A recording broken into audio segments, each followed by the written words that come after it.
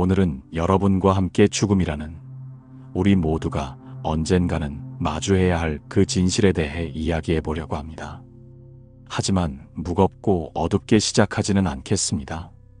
대신 2500년 전 인도의 한 어머니가 겪었던 이야기로 시작해 보겠습니다. 키사고탐이라는 이름의 젊은 여인이 있었습니다. 그녀는 가난한 집안 출신으로 몸이 야위어 사람들이 키사, 즉 마른 여인이라고 불렀습니다. 당시 인도 사회에서 가난한 여성의 삶은 그야말로 나뭇잎 같았습니다. 바람에 떠밀려 다니고 언제든 땅에 떨어질 수 있는 불안한 존재였죠. 키사고타미의 결혼 생활도 마찬가지였습니다. 시댁에서는 그녀를 진짜 며느리로 인정하지 않았습니다. 매일 아침 일어나면 시어머니의 핀잔이 기다리고 있었고 저녁이면 남편의 무관심 속에서 혼자 눈물을 삼켜야 했습니다. 그런 그녀에게 단 하나의 희망이 생겼습니다. 바로 사랑스러운 아들이었습니다. 그 아이는 키사고타미에게 세상의 전부였습니다. 뱃속에서 10달을 함께 지내며 키사고타미는 처음으로 자신이 이 세상에서 완전히 혼자가 아니라는 것을 느꼈습니다. 아이가 태어나던 그 순간 그녀의 인생에 처음으로 진짜 기쁨이 찾아왔습니다. 아이가 첫 걸음을 떼던 날 처음 엄마라고 불렀던 순간 그 모든 것이 그녀에게는 기적 같은 선물이었습니다. 시댁 식구들도 손자가 생기자 키사고타미를 다르게 대하기 시작했습니다. 드디어 그녀도 이 집의 진짜 며느리가 된 것 같았습니다. 아이는 날로 총명해졌고 또래보다 말도 빨리 배웠으며 걸음마도 빨리 뗐습니다. 키사고타미는 매일 아침 아이의 얼굴을 보며 감사 기도를 올렸습니다. 하지만 행복은 구름처럼 흘러가는 것이었습니다. 아이가 걸음마를 막 뗀 지 얼마 되지 않은 어느 봄날 갑작스럽게 병이 찾아왔습니다. 아침에는 밝게 웃으며 뛰어놀던 아이가 점심 무렵부터 열이 나기 시작했습니다. 키사고타미는 온갖 방법을 동원했습니다. 마을의 의원을 불러오고 무당에게 굿을 청하고 하늘에 간절히 기도했습니다. 하지만 아이의 상태는 급속히 악화되었습니다. 해가 지기 전에 그 작고 소중한 생명은 키사고타미의 품에서 조용히 숨을 거두었습니다. 그 순간 키사고타미의 세상이 한순간에 무너져 내렸습니다. 마치 천둥이 머리 위에 떨어진 것 같았고 지진이 발밑을 흔든 것 같았습니다. 안 돼. 우리 아이는 그냥 잠든 거야. 키사고타미는 아이의 시신을 품에 안고 마을을 돌아다니며 울부짖었습니다. 누군가 내 아이를 깨워주세요. 제발 누군가 내 아이를 살려주세요. 그녀의 모습을 본 마을 사람들은 안타까워했지만 어쩔 수 없었습니다. 이틀이 지나고 사흘이 지나도 키사고타미는 포기하지 않았습니다. 그때 한 현자가 키사고타미에게 다가왔습니다. 여인이여, 고타마 붓다라는 분을 찾아가 보거라. 그분은 사람들이 대의왕이라고 부르는 분이시다. 그분이라면 혹시 도움을 줄 수 있을지도 모른다. 키사고타미는 마지막 희망을 품고 제타바나 정사로 향했습니다. 죽은 아이를 품에 안고 걸어가는 그 길은 끝없이 멀게 느껴졌습니다. 제타바나 정사에 도착한 키사고타미는 부처님 앞에 무릎을 꿇고 간절히 애원했습니다. 세존이시여, 제 아이를 살려주십시오. 온 세상 사람들이 당신은 모든 것을 할 수 있다고 합니다. 제발 제 아이에게 생명을 돌려주십시오. 부처님은 키사고타미의 고통을 깊이 이해하셨습니다. 그 절절한 모정과 깊은 슬픔, 그리고 현실을 받아들이지 못하는 절망을 모두 보셨습니다. 하지만 부처님은 직접적으로 죽음은 되돌릴 수 없다고 말씀하지 않으셨습니다. 대신 지혜로운 방편을 사용하셨습니다. 여인이여, 내 아이를 위한 약을 만들어주겠다. 하지만 특별한 재료가 필요하다. 겨자씨를 구해오너라. 겨자씨면 어디서든 구할 수 있을 것이다. 키사고타미의 눈에 희망의 빛이 돌았습니다. 하지만 부처님께서는 조건을 추가하셨습니다. 단 조건이 있다.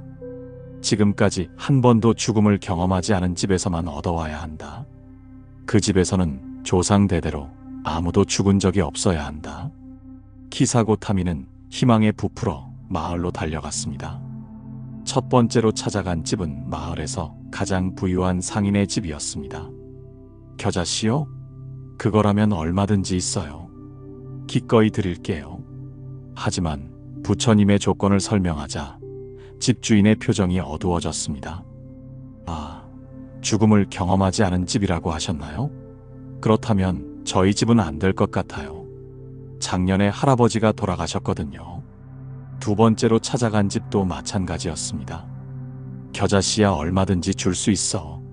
하지만 우리 집은 몇 년 전에 남편의 아버지를 잃었어. 세 번째 집에서는 어린 딸을 잃었습니다라고 했고, 네 번째 집에서는 남편을 젊은 나이에 잃었다고 했습니다. 키사고 타미는 마을의 모든 집을 다 돌아보았습니다. 부유한 집도 가난한 집도 큰 집도 작은 집도 그 어떤 집도 죽음을 경험하지 않은 곳은 없었습니다. 모든 집마다 슬픔의 이야기가 있었고 상실의 아픔이 있었습니다. 해가 지기 시작할 무렵 키사고 타미는 한 언덕 위에 앉아 마을을 내려다보았습니다. 집집마다 불빛이 하나둘씩 켜지기 시작했습니다. 어떤 집의 불빛은 밝게 타올랐다가 금세 꺼졌고 어떤 집의 불빛은 오랫동안 깜빡이다가 서서히 사라졌습니다. 그 순간 키사고 타미는 문득 깨달았습니다. 불빛이 켜졌다가 꺼지듯이 생명도 태어났다가 사라진다는 것을, 자신의 아들만 특별한 것이 아니라 모든 생명이 그런 운명을 가지고 있다는 것을 말입니다. 그제서야 키사고 타미는 부처님의 지혜로운 가르침을 이해했습니다. 처음부터 죽음을 경험하지 않은 집이란 존재하지 않았던 것입니다. 부처님께서는 그녀가 직접 경험을 통해 이 진실을 깨닫게 하신 것이었습니다. 키사고 타미는 아들을 마을 공동묘지에 묻어주었습니다. 그리고 부처님께 돌아왔습니다. 그녀의 얼굴에는 더 이상 절망이나 광기가 없었습니다. 대신 깊은 슬픔과 함께 차분한 이해가 자리 잡고 있었습니다. 세존이시여, 이제 겨자씨의 일은 끝났습니다.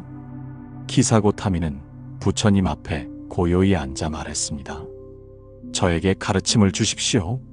부처님께서 물으셨습니다. 무엇을 깨달았느냐? 살아있는 자는 적고 죽은 자는 많습니다. 제가 아들의 생명을 붙들고 있었지만 생명을 붙들 수는 없는 것이었습니다.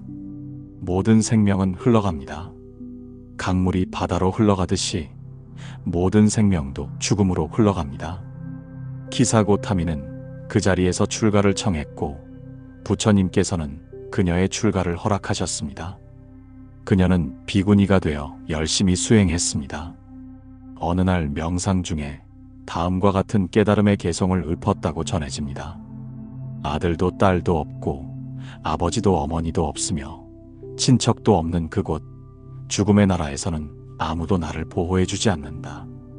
이 진리를 깨달은 나는 이제 자유롭다. 키사고 타미는 결국 아라한과를 성취했습니다. 아들을 잃은 절망이 궁극적인 깨달음으로 승화된 것입니다. 이 이야기가 우리에게 전하는 첫 번째 메시지는 무상의 진리입니다. 부처님께서는 자바함경에서 이렇게 말씀하셨습니다. 모든 행은 무상하다. 부지런히 정진하라. 무상이란 항상하지 않는다는 뜻으로 모든 현상이 생겨났다가 변화하고 소멸한다는 것입니다. 이는 단순한 철학적 개념이 아니라 우리가 매 순간 경험하는 현실입니다. 법구경에서 부처님께서는 이렇게 말씀하셨습니다. 모든 형성된 것은 무상하다. 태어난 것은 죽고 합쳐진 것은 흩어지며 모든 만남에는 이별이 있다. 현대를 살아가는 우리도 키사고 타미와 다르지 않습니다. 사랑하는 부모님이 연로해지시는 것을 보며 불안해하고 때로는 자녀들이 겪는 시련을 보며 가슴 아파하며 또 때로는 우리 자신의 건강이 예전 같지 않음을 느끼며 두려워합니다. 하지만 여러분, 죽음을 두려워하는 것은 자연스러운 일입니다. 부처님께서도 대반열반경에서 생명을 사랑하고 죽음을 두려워하는 것은 모든 중생의 자연스러운 마음이다라고 말씀하셨습니다. 그것을 부정하거나 외면할 필요는 없습니다. 다만 키사고타미처럼 그 두려움을 통해 더 깊은 지혜를 얻을 수 있다면 어떨까요? 불교에서 말하는 죽음의 본질을 이해하기 위해서는 먼저 무상이라는 개념을 깊이 들여다보아야 합니다. 중화함경에서 부처님께서는 형성된 모든 것은 무상하고 무상한 것은 고통이며 고통인 것에는 참된 자아가 없다고 말씀하셨습니다. 우리 주변을 한번 살펴보세요. 봄에 피었던 꽃이 가을에는 시들고 어제까지 건강하던 나무가 태풍에 쓰러지고 몇 년 전까지 젊고 활기찼던 우리의 모습이 어느새 주름이 늘어가고 있습니다. 이 모든 것이 무상의 모습입니다. 많은 분들이 묻습니다. 그렇다면 무상을 받아들이면 삶이 무의미해지는 것 아닌가요? 오히려 그 반대입니다. 무상을 깨달으면 지금 이 순간이 얼마나 소중한지를 알게 됩니다. 법구경에서 부처님께서는 과거는 이미 사라졌고 미래는 아직 오지 않았다. 오직 현재만이 우리 것이다. 현재를 놓치지 말라고 말씀하셨습니다. 오늘 아침 가족과 나눈 평범한 대화, 점심시간에 동료와 마신 차 한 잔, 퇴근길에 본 아름다운 노을. 이 모든 것들이 다시는 똑같이 반복되지 않을 유일한 순간들입니다. 무상을 안다는 것은 이런 일상의 소중함을 깨닫는 것입니다. 불교에서는 죽음을 단순한 소멸로 보지 않습니다. 법화경에서 열애의 수명은 무량하여 항상 머물러 있으되 멸하지 않는다고 하셨듯이 본질적인 생명은 형태만 바뀔 뿐 사라지지 않는다고 봅니다. 이를 이해하기 위해 부처님께서 자바함경에서 드신 비유를 살펴보겠습니다. 마치 큰 나무가 있어서 가지와 잎이 무성하다가 가을이 되면 잎이 떨어지고 겨울에는 앙상해지지만 봄이 되면 다시 새싹이 돋아나는 것과 같다. 나무의 본질은 변하지 않되 형태만 달라지는 것이다. 하지만 이렇게 말하면 또 다른 질문이 떠오릅니다. 그렇다면 사랑하는 사람을 잃는 슬픔은 어떻게 해야 하나요? 키사고타미의 이야기로 다시 돌아가 보겠습니다. 그녀가 깨달은 것은 슬픔을 느끼지 말라는 것이 아니었습니다. 슬픔은 사랑의 다른 모습입니다. 사랑했기 때문에 슬프고 그 슬픔 또한 소중한 것입니다. 증이라 함경에서 부처님께서는 이렇게 말씀하셨습니다. 사랑하는 이와 헤어지는 고통은 모든 중생이 겪는 괴로움이다. 그러나 이 고통을 통해 무상의 진리를 깨달으면 집착에서 벗어나 진정한 평안을 얻을 수 있다. 키사고타미가 진정으로 깨달은 것은 혼자가 아니라는 사실이었습니다. 세상의 모든 사람이 이런 상실의 아픔을 겪고 있다는 것, 그리고 그 아픔을 통해 서로 연결되어 있다는 것을 알게 된 것입니다. 불교에서 말하는 애별리고는 인생의 8가지 고통 중 하나입니다. 법화경에서 중생의 고통을 자신의 고통으로 여기고 중생의 기쁨을 자신의 기쁨으로 여기는 것이 보살의 마음이다라고 하셨듯이 개인의 고통이 보편적 연민으로 승화될 수 있습니다. 하지만 이 고통을 피하려고 사랑하지 않는다면 그것은 삶을 포기하는 것과 같습니다. 오히려 애별리고를 깊이 경험하는 것이 우리를 더 성숙하게 만듭니다. 이것이 바로 불교적 죽음관의 핵심입니다. 죽음은 끝이 아니라 변화이고 상실은 소멸이 아니라 다른 형태의 존재입니다. 아미타경에서 생명의 본질은 불생불멸이다라고 하신 것처럼 사랑하는 사람이 육체를 떠났다고 해서 그 사람과의 관계가 끝나는 것은 아닙니다. 일상에서도 우리는 수많은 작은 죽음들을 경험합니다. 어린 시절의 나는 죽고 청소년이 되고 청소년의 나는 죽고 청년이 됩니다. 직장에서의 역할이 바뀔 때도, 이사를 할 때도, 새로운 취미를 시작할 때도 이전의 삶의 한 부분은 죽고 새로운 부분이 태어납니다. 이런 작은 죽음들을 통해 우리는 큰 죽음을 준비할 수 있습니다. 변화를 두려워하지 않고 받아들이는 연습, 집착을 내려놓는 연습, 새로운 상황에 적응하는 연습. 이 모든 것이 죽음을 맞이하는 지혜로 이어집니다. 이제 우리는 또 다른 깊은 이야기로 넘어가겠습니다. 2500년 전 보리수 아래에서 일어난 인류 역사상 가장 중요한 깨달음 중 하나의 이야기입니다. 기원전 528년경 35세의 시다르타 태자는 6년간의 극심한 고행 끝에 마침내 완전한 깨달음을 얻었습니다. 그 순간 그의 입에서 자연스럽게 흘러나온 개송이 법구경에 기록되어 있습니다. 수많은 생을 윤회하며 쉬지 않고 방황했네. 집 짓는 자를 찾으면서 거듭되는 탄생은 고통이었네. 오집 짓는 자여, 너를 보았노라. 다시는 집을 짓지 못하리. 내 모든 석가래는 부러졌고 용마루는 무너졌네. 마음이 무위에 이르러 가래의 소멸을 성취했노라. 이 개송을 처음 들으면 아마 이해하기 어려우실 것입니다. 집 짓는 자가 누구지? 석가래와 용마루는 또 무슨 의미인가? 하지만 이 시적인 표현 안에는 죽음과 사함, 그리고 해탈에 관한 깊은 진리가 담겨 있습니다. 먼저 집 짓는 자가 무엇인지 알아보겠습니다. 아비달마 데비바사론에서는 이 집 짓는 자를 타나, 즉 가래를 의미한다고 설명합니다. 끊임없이 무언가를 원하고 집착하고 갈망하는 마음 작용입니다. 중화함경에서 부처님께서는 가래는 재생을 일으키고 희락과 탐욕을 동반하며 이곳저곳에서 즐거움을 찾는다. 이것이 세계이고 무세계이며 진멸의이다라고 말씀하셨습니다.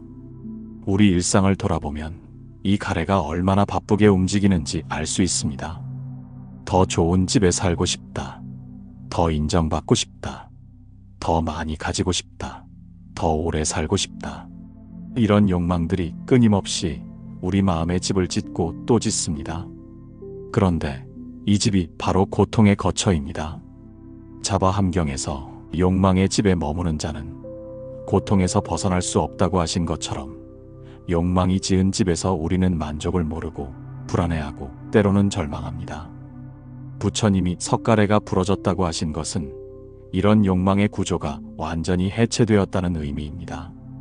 구사론에서는 석가래를 번뇌로 해석합니다.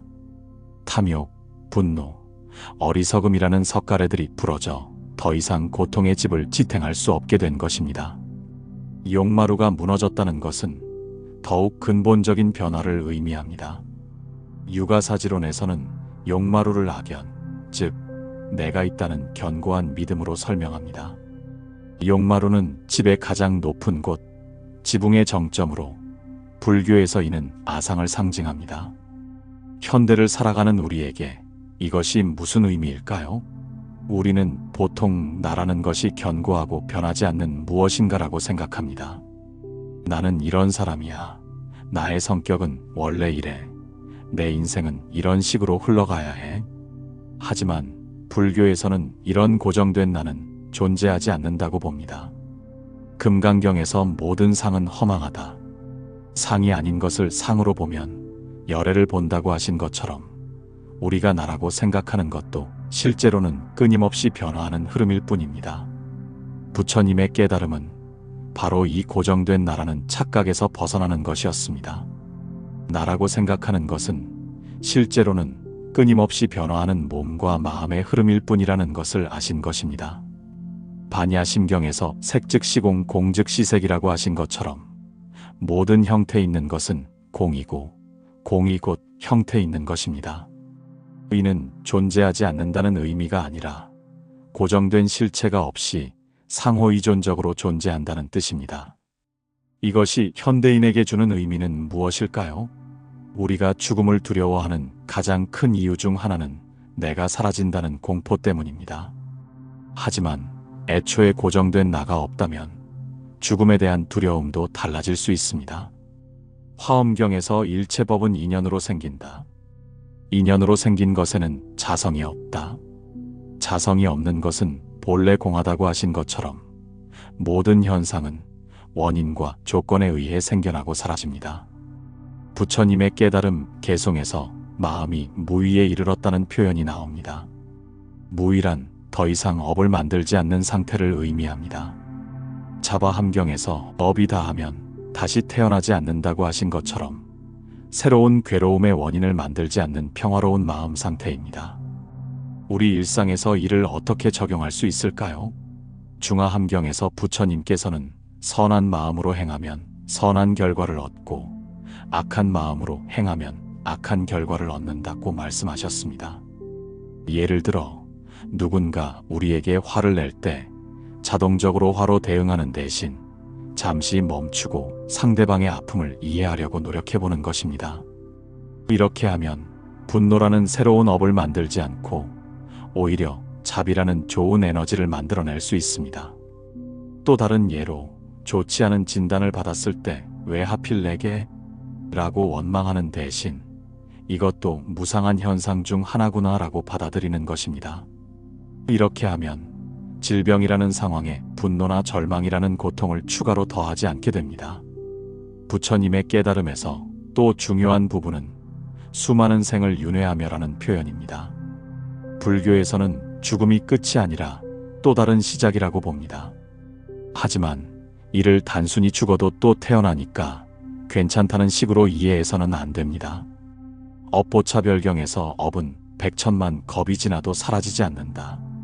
인연이 화합하면 반드시 과보를 받는고 하신 것처럼 윤회는 우리의 행위와 마음가짐이 계속 이어진다는 의미입니다. 현대적으로 해석하면 우리가 지금 하는 모든 행위와 말과 생각이 미래에 영향을 미친다는 것입니다. 법구경에서 마음이 모든 법의 앞잡이다. 마음이 주인이고 마음에서 만들어진다고 하신 것처럼 우리의 의식적 행위가 계속 영향을 미쳐갑니다. 이것이 바로 불교적 의미의 영생입니다. 육체는 사라져도 사랑, 지혜, 자비는 계속 이어집니다.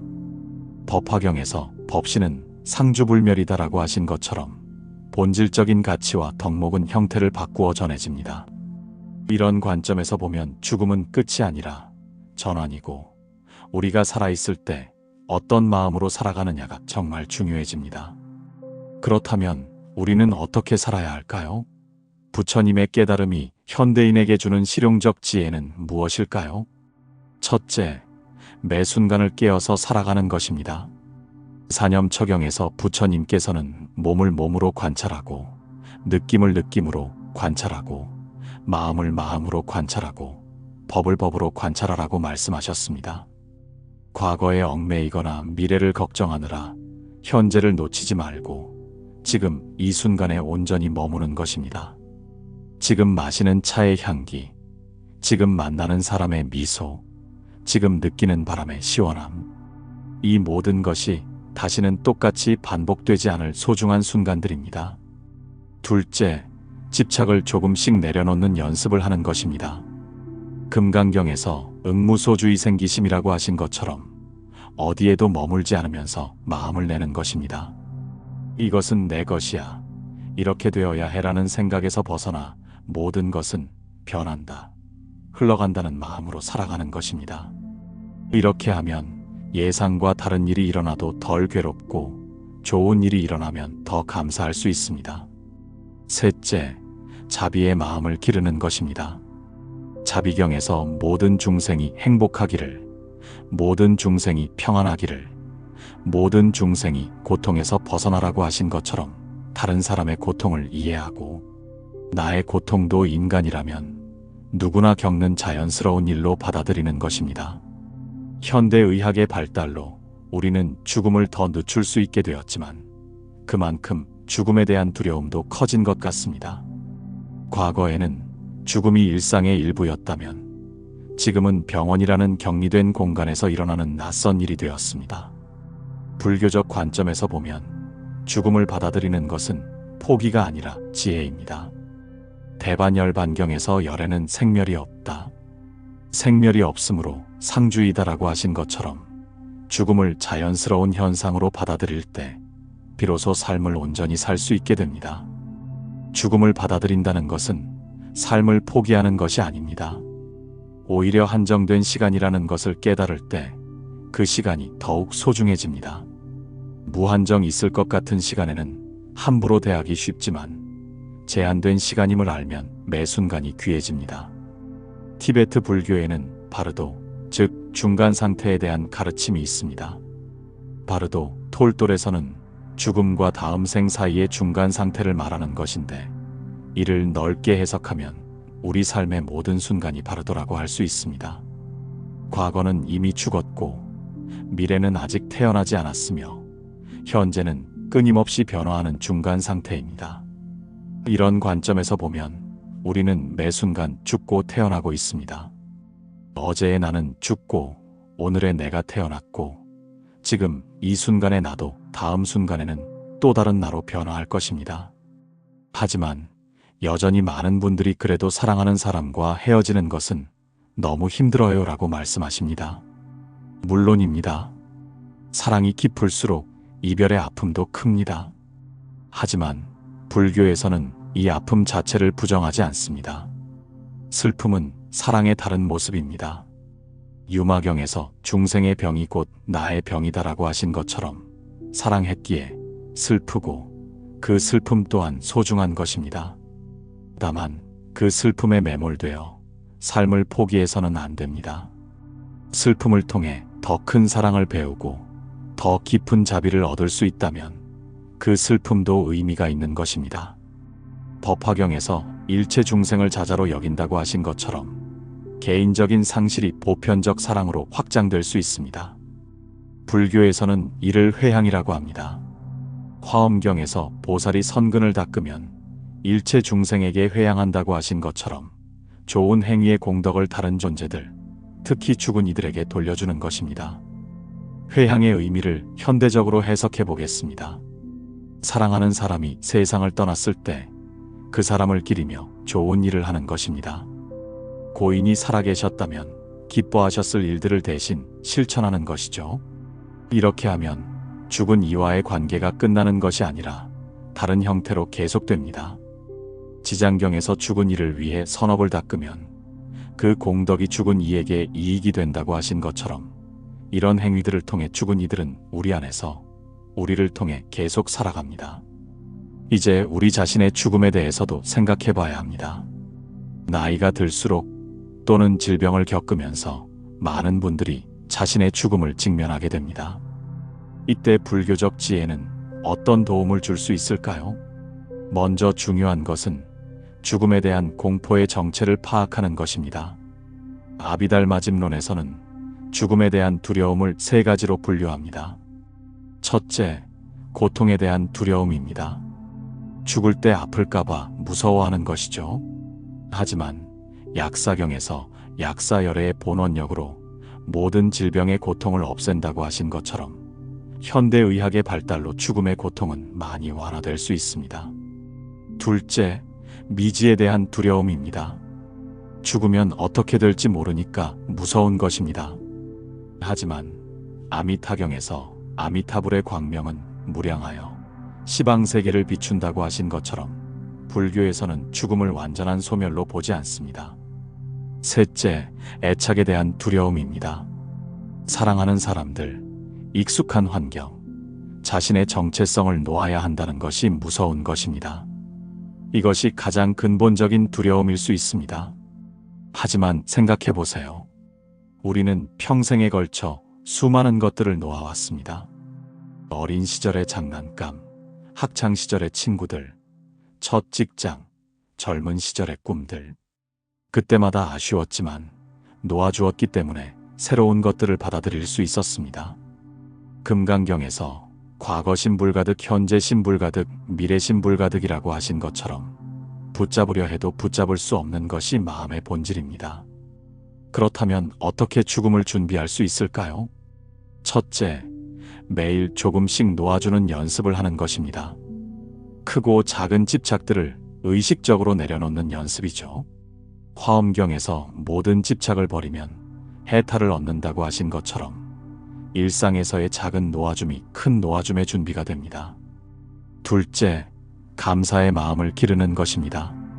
화엄경에서 감사하는 마음이 모든 선법의 근본이라고 하신 것처럼 지금까지 살아온 삶에 대한 감사, 만났던 사람들에 대한 감사, 경험했던 모든 순간들에 대한 감사를 느끼는 것입니다. 셋째, 용서의 작업을 하는 것입니다. 법화경에서 용서는 최고의 선업이다라고 하신 것처럼 자신을 용서하고 다른 사람들을 용서하는 것입니다. 원망이나 후회를 품고 죽는 것보다는 모든 것을 용서하고 이해한 상태에서 떠나는 것이 훨씬 평안합니다. 불교에서는 죽음의 순간도 수행의 기회로 봅니다. 아비달마 대비바사론에서 임종시에도 정념을 잃지 않으면 선처에 태어난다고 하신 것처럼 임종시에도 마음을 챙기고 자비로운 마음을 유지하려고 노력합니다. 물론 실제로 죽음의 순간에 완벽한 마음 챙김을 유지하기는 어려울 수 있습니다. 하지만 평소에 명상과 마음 챙김을 연습해 둔다면 그 순간에도 어느 정도는 평정심을 유지할 수 있을 것입니다.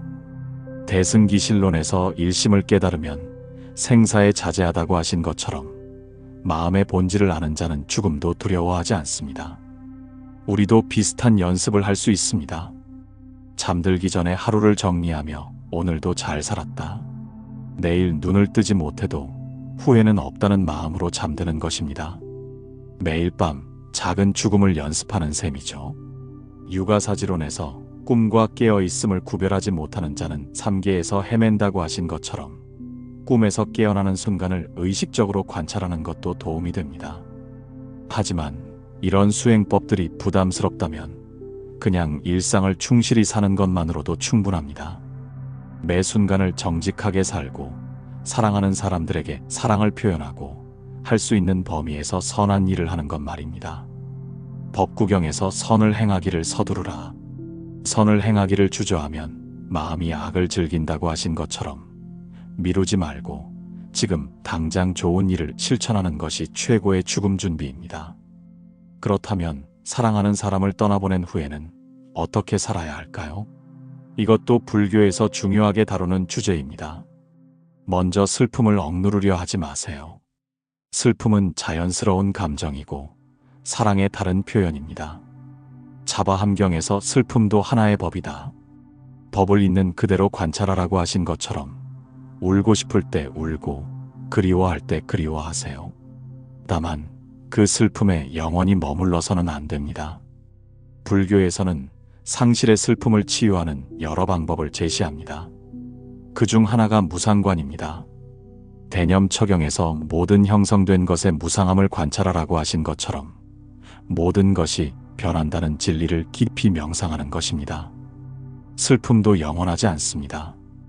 또 다른 방법은 자비관입니다.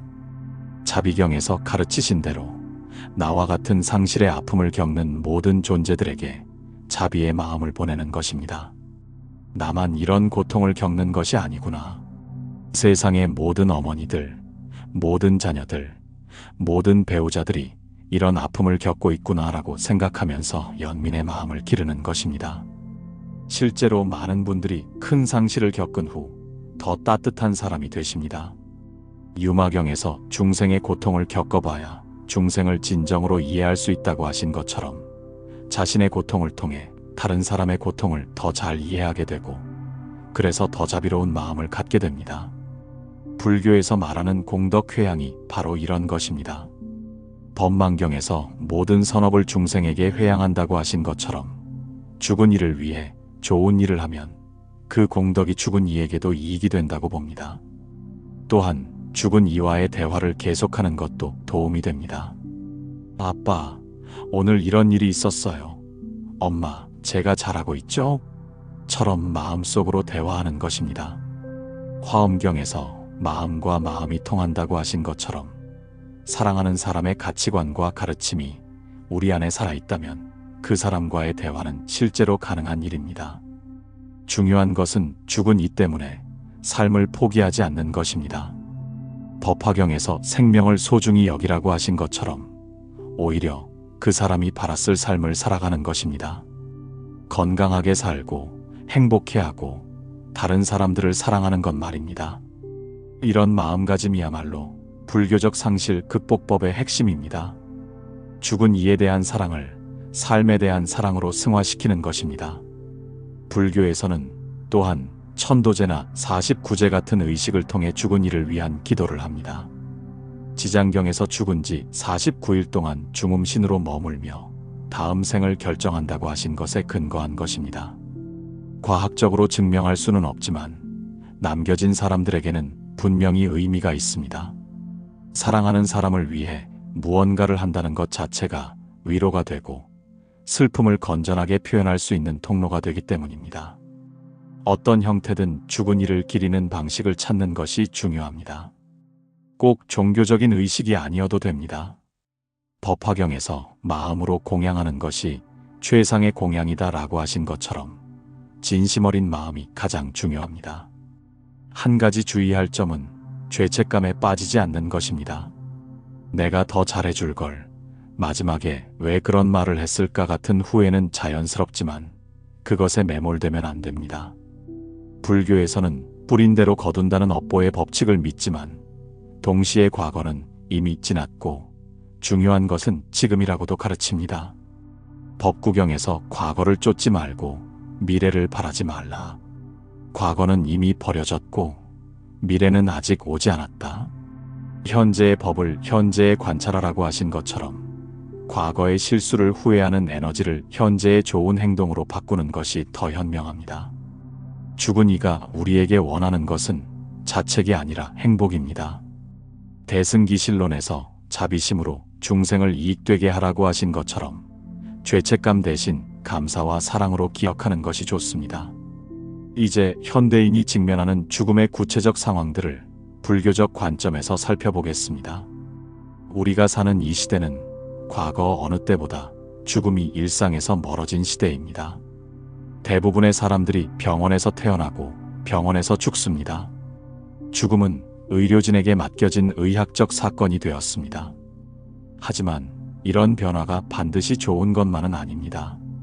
죽음을 일상에서 격리시킴으로써 우리는 죽음을 준비할 기회를 잃었습니다.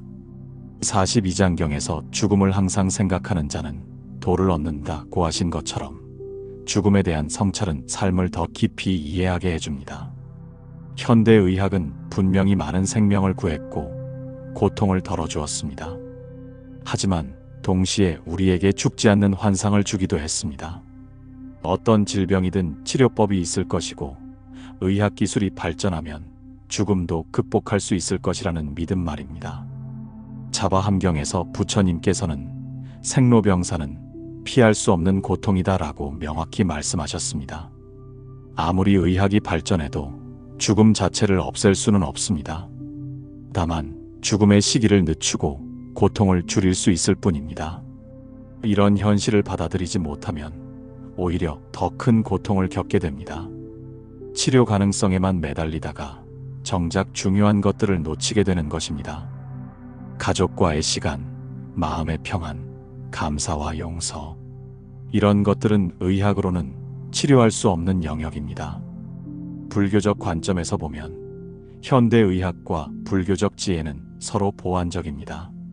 의학은 몸의 고통을 덜어주고 불교는 마음의 고통을 다스려줍니다. 약사경에서 약사열애는 몸과 마음의 모든 질병을 치료한다고 하신 것처럼 진정한 치유는 몸과 마음이 함께 이루어져야 합니다. 현대인이 직면하는 또 다른 문제는 웰다잉에 대한 관심이 높아지고 있다는 것입니다.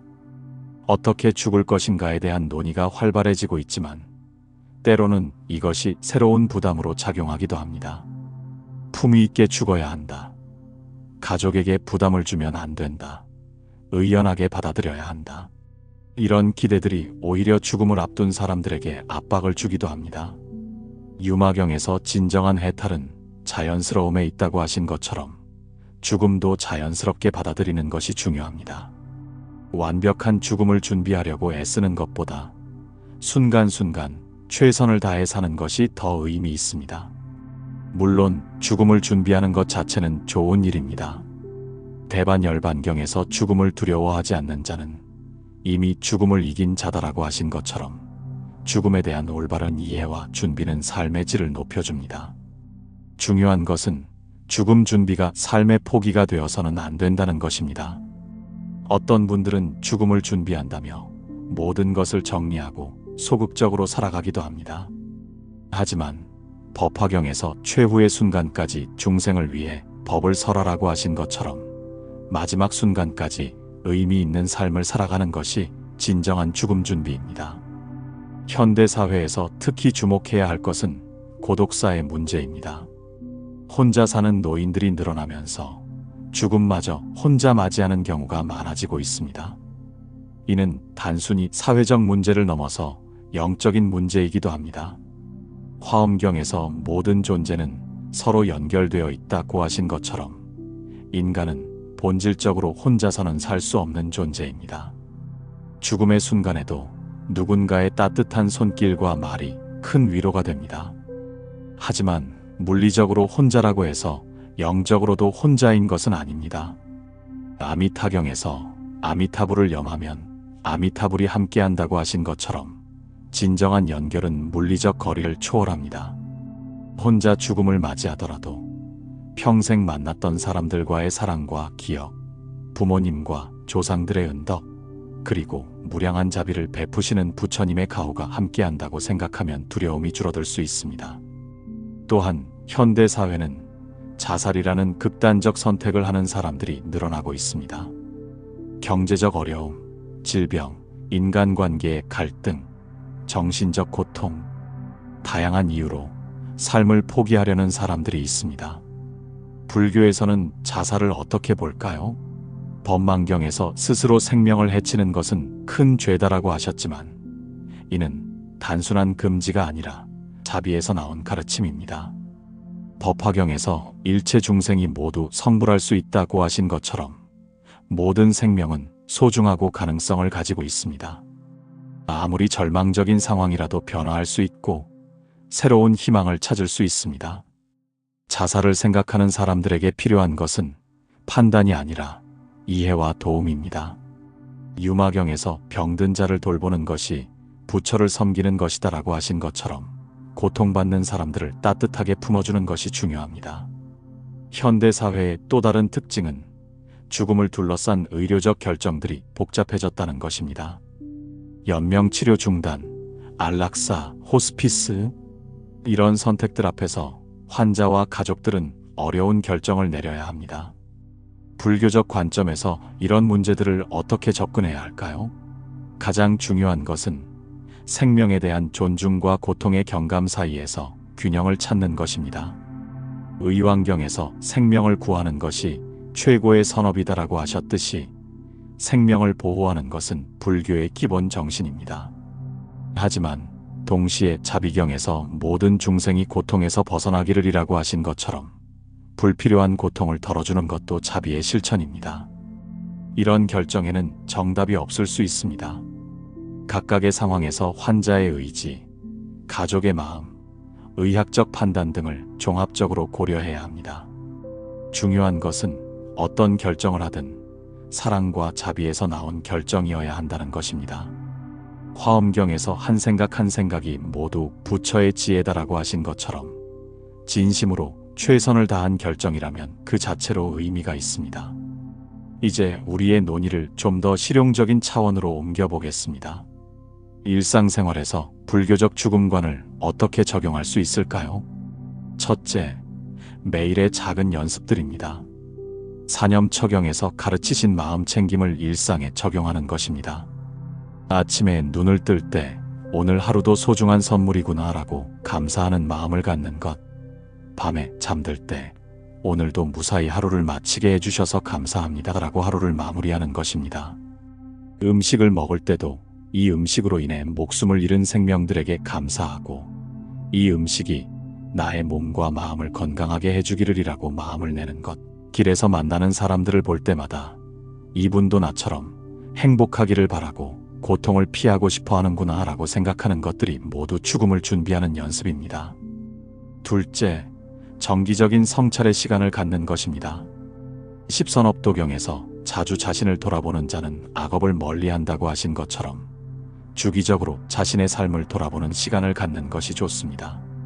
한 달에 한 번씩 또는 생일이나 명절 같은 특별한 날에 조용히 앉아서 나는 지금 어떻게 살고 있는가? 후회하는 일은 없는가? 더 의미 있게 살 수 있는 방법은 무엇인가? 를 생각해 보는 것입니다. 셋째, 사랑하는 사람들과의 관계를 소중히 하는 것입니다. 법구경에서 말 한마디가 1000개의 화살보다 더 아프게 할 수 있다고 하신 것처럼 평소에 따뜻한 말을 많이 하고 감사의 마음을 자주 표현하는 것입니다. 사랑한다, 고맙다, 미안하다는 말을 아끼지 말고 전하는 것, 화가 나더라도 상대방의 마음을 상하게 하는 말은 하지 않는 것, 작은 실수는 넓은 마음으로 용서하는 것, 이런 것들이 모두 죽음을 준비하는 삶의 자세입니다. 넷째, 베풀고 나누는 삶을 사는 것입니다. 보시바라밀경에서 보시는 모든 공덕의 근본이다라고 하신 것처럼 자신이 가진 것을 다른 사람들과 나누는 것입니다. 꼭 많은 돈이나 큰 것을 베풀어야 하는 것은 아닙니다. 미소, 친절한 말, 경청, 작은 도움, 이런 것들도 모두 보시입니다. 무량수경에서 작은 선업도 쌓이면 큰 공덕이 된다라고 하신 것처럼 일상의 작은 선행들이 모여 큰 의미를 만듭니다. 다섯째, 자연과 함께하는 시간을 갖는 것입니다. 화엄경에서 산하대지가 모두 열애의 몸이다라고 하신 것처럼 자연 속에서 무상의 진리를 직접 체험할 수 있습니다. 봄에 피는 꽃을 보며 생명의 아름다움을 느끼고 가을에 떨어지는 낙엽을 보며 무상을 깨닫고 밤하늘의 별을 보며 무한한 우주 속에서 자신의 위치를 생각해 보는 것, 이런 체험들이 죽음에 대한 이해를 깊게 해줍니다. 여섯째, 명상과 기도의 시간을 갖는 것입니다. 대념처경에서 가르치신 사념처 수행, 즉 몸과 느낌과 마음과 법을 관찰하는 연습을 하는 것입니다. 하루에 10분씩이라도 조용히 앉아서 호흡을 관찰하고 마음의 움직임을 지켜보는 것만으로도 큰 도움이 됩니다. 좌선이에서 좌선은 부처의 행위다라고 하신 것처럼 명상은 죽음을 준비하는 가장 직접적인 방법 중 하나입니다. 일곱째, 배움을 멈추지 않는 것입니다. 법화경에서 법을 구하는 마음에는 나이가 없다라고 하신 것처럼 나이가 들어도 계속 배우고 성장하려는 마음을 갖는 것입니다. 새로운 기술을 배우거나 취미를 갖는 것도 좋고 책을 읽거나 사람들과 대화하며 지혜를 나누는 것도 좋습니다. 학습과 성장은 마음을 젊게 유지해주고 삶에 대한 의욕을 불러일으킵니다. 이제 우리의 긴 여정을 마무리할 때가 되었습니다.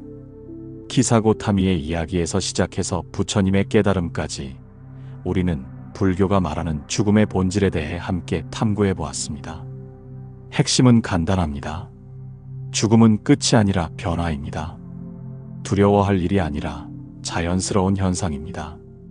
그리고 그 변화를 받아들일 때 비로소 삶을 온전히 살 수 있습니다. 키사고타미가 겨자씨를 찾아 헤매며 깨달은 것처럼 우리도 죽음이라는 현실을 통해 더 깊은 지혜를 얻을 수 있습니다. 모든 존재가 같은 운명을 공유한다는 것, 그래서 우리는 혼자가 아니라는 것을 알 수 있습니다. 부처님이 보리수 아래에서 깨달으신 것처럼 우리도 고정된 나라는 착각에서 벗어나 더 자유로운 존재가 될 수 있습니다. 집착의 집을 부수고 변화를 두려워하지 않는 마음을 기를 수 있습니다. 죽음을 받아들인다는 것은 삶을 포기하는 것이 아닙니다. 법화경에서 생명은 한량없이 소중하다라고 하신 것처럼 오히려 삶을 더욱 소중히 여기고 매 순간을 의미 있게 사는 것입니다. 상실의 아픔도 마찬가지입니다. 유마경에서 번뇌가 곧 보리다라고 하신 것처럼 슬픔을 피하려 하지 말고 그 슬픔을 통해 더 큰 사랑을 배우고 더 깊은 자비를 얻으시기 바랍니다. 여러분의 고통이 다른 사람들의 고통을 이해하는 다리가 되고 여러분의 사랑이 세상에 더 많은 사랑을 퍼뜨리는 씨앗이 되기를 바랍니다. 마지막으로 이것만은 기억해 주세요. 지금 이 순간 여러분이 살아있다는 것 자체가 기적입니다. 숨을 쉬고 생각하고 사랑할 수 있다는 것이 얼마나 놀라운 일인지 모릅니다. 화엄경에서 찰나가 모두 영원이다라고 하신 것처럼 죽음이 있기에 삶이 더욱 소중하고 이별이 있기에 만남이 더욱 감사합니다. 불교에서는 일체계고 즉 모든 것이 고통이라고 하지만 동시에 일체계불성, 즉 모든 것에 부처의 성품이 있다고도 합니다. 고통마저도 지혜로 받아들이면 깨달음의 기회가 될 수 있기 때문입니다. 법구경에서 자신을 등불로 삼고 법을 등불로 삼아라고 하신 것처럼 여러분 각자의 삶에서도 죽음이라는 진실을 통해 더 깊은 지혜를 얻으시기 바랍니다. 두려움을 용기로, 슬픔을 자비로, 집착을 자유로 바꾸어 나가시기 바랍니다. 그리고 매일 밤 잠들 때마다 이렇게 생각해 보세요. 오늘도 잘 살았다. 감사한 하루였다. 내일 또 새로운 하루가 주어진다면 더욱 의미 있게 살아보자. 이런 마음으로 하루하루를 살아간다면 언젠가 맞이할 최종적인 죽음도 평화롭게 받아들일 수 있을 것입니다. 아미타경에서 마음이 전도되지 않으면 곧 극락에 왕생한다고 하신 것처럼 평온한 마음으로 임하는 죽음은 또 다른 해방이 될 수 있습니다. 오늘 이 긴 이야기를 끝까지 들어주셔서 정말 감사합니다. 죽음이라는 무거운 주제였지만 여러분과 함께 나눌 수 있어서 의미 있는 시간이었습니다. 이런 불교의 지혜로운 가르침들이 현대를 살아가는 우리에게 작은 위로와 큰 깨달음이 되었기를 바랍니다. 앞으로도 일상에서 마주하는 크고 작은 변화들을 지혜롭게 받아들이시고 매 순간을 감사하며 살아가시기를 진심으로 기원합니다. 만약 오늘 이야기가 도움이 되셨다면 좋아요 버튼을 눌러주시고 구독도 부탁드립니다. 앞으로도 불교의 지혜를 현대적 관점에서 쉽게 풀어드리는 콘텐츠로 찾아뵙겠습니다. 댓글로 여러분의 생각이나 경험도 나눠주시면 더욱 좋겠습니다. 다음에도 더 좋은 내용으로 만나 뵙겠습니다. 오늘 하루도 무상함 속에서 찾은 소중함으로 가득하시기를 바랍니다. 법구경의 마지막 말씀으로 인사를 대신합니다. 모든 행은 무상하다. 부지런히 정진하라. 감사합니다.